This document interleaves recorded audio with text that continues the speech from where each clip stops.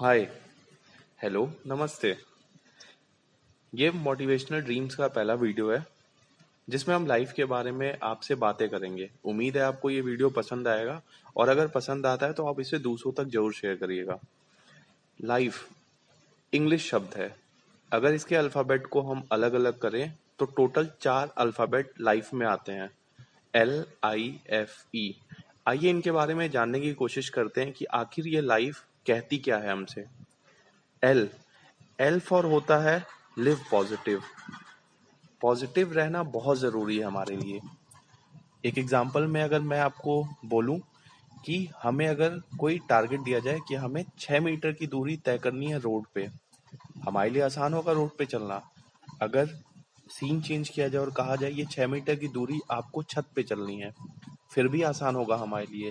लेकिन अगर आपसे कहा जाए कि एक 100 मीटर ऊंची दीवार पे 6 मीटर की दूरी आपको चलनी है, तो ये आपके लिए बहुत कठिन होगा। क्यों? क्योंकि आपके सोच पे डिफर करता है ये।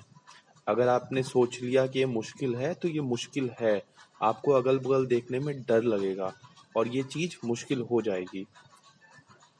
अगले अल्फाबेट पे आते हैं जो कि है आई। आई मतलब इनिशिएट। हमें चीजों को इनिशिएट करना चाहिए, चाहे वो बात फ्रेंडशिप की आए, चाहे वो बात जॉब की आए, चाहे स्टार्टअप की बात आए। लाइफ में हमें हर चीज इनिशिएट करना चाहिए। एक एग्जांपल मैं आपको समझाता हूँ कि एक बार एक राजा ने अपने प्रजा को इनिशिएट करने के लिए एक उदाहरण दिया। उदाहरण देने के लिए राजा ने एक बीकर मंगाया, उसमें बड़े बड़े पत्थर डाले। उन्होंने बोला इस पत्थर के बाद में अगर इसमें हम मोती डालें तो भी मोती एडजस्ट हो जाएगा और इसमें हम रेत डालें तो रेत भी एडजस्ट हो जाएगी।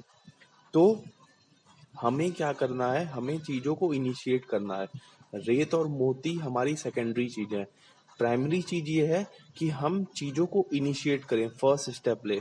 फर्स्ट स्टेप लेना बहुत जरूरी है। यही बात राजा ने समझाई लोगों को और यही बात हमको समझनी चाहिए। इसके बाद हम आते हैं अगले अल्फाबेट जो कि है फेथ। हर इंसान को अपने अंदर फेथ रखना चाहिए। एक छोटी सी स्टोरी आपसे शेयर करना चाहूंगा। एक बार एक गांव में बारिश नहीं होती है, तो गांव के प्रधान बोलते हैं कि आज शाम में सभी गांव वालों को आना है और बारिश के लिए भगवान से प्रार्थना करनी है। गांव के सारे लोग शाम में इकट्ठा हुए, जिसमें से एक बच्चे ने छाता लेकर आया। वो बच्चा छाता लेकर आया। रीजन समझिए आप। बच्चे को भरोसा था कि बारिश होगी और हुआ भी ऐसा। कुछ दिनों बाद बारिश हुई भी। तो आपको अपने अंदर फेथ रखना जरूरी है। अगर आपके अंदर फेथ है तो आप कॉन्फिडेंस है, अगर आप कॉन्फिडेंस है तो आप कुछ भी कर सकते हैं, एनीथिंग। जो लाइफ का लास्ट अल्फाबेट होता है वो होता है ई। ई मतलब एक्सपीरियंस।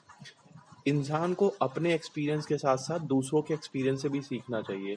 हम जब छोटे होते हैं तो हमारे माता पिता चीजों को समझाते हैं, हम स्कूल में जाते हैं टीचर समझाते हैं, तो एक्सपीरियंस लेना चाहिए सबसे।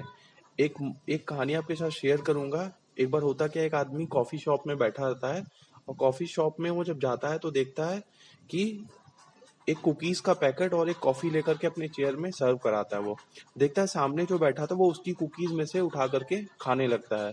ये आदमी बहुत शॉक्ड होता है कि भाई मेरी कुकीज से क्यों खा रहा है। फिर वो अपनी कुकीज से उठा के खा लेता है। तीसरा जो बिस्किट बचा होता है फिर वो सामने वाला उठा के खा लेता है। ये आदमी गुस्से से पागल हो जाता है कि मेरी कुकीज को वो अपना समझ के क्यों खा रहा है। और दिमाग में खूब सारे थॉट्स आने लगते हैं। और लास्ट में जो उधर आदमी बैठा होता है वो लास्ट वाली कुकीज उठाता है, आधा अपने खाता आधा इसको देता है और चला जाता है। इस बात पे ये बहुत गुस्सा रहता है कि मेरी कुकीज पेमेंट मैंने करी और वो आदमी बैठ के खा रहा है। ये कहकर अपना ग्लास लेता है, अपना बैग उठाता है और जैसे ही बैग उठाता है नीचे देखता है तो क्या, नीचे देखता है उसकी कुकीज पड़ी हुई थी। वो बहुत शॉक्ड होता है कि अभी तक जो वो कुकीज खा रहा था वो उसकी कुकीज नहीं दूसरे वाली की थी। तो इससे उसने एक एक्सपीरियंस लिया कि हमें क्या है, हमें दूसरों से भी सीखना चाहिए। दूसरे किस हिसाब से काइंड होते हैं, दूसरे किस हिसाब से सपोर्ट करते हैं, हमें वो सब चीजें सीखनी चाहिए। तो ये 4 अल्फाबेट से 4 स्टोरीज मैंने आपको बताई। उम्मीद है आपको लाइफ का मतलब समझ में आया होगा, आपको लाइफ के बारे में समझ में आया होगा। तो इस स्टोरी को आप दूसरों से शेयर करिएगा। और एंड में आने से पहले मैं एक हरिवंश राय बच्चन जी की कविता आपके सामने पेश करना चाहूंगा। एक छोटा सा है। असफलता एक चुनौती है। असफलता एक चुनौती है, इसे स्वीकार करो। क्या कमी रह गई देखो और सुधार करो। Thank you.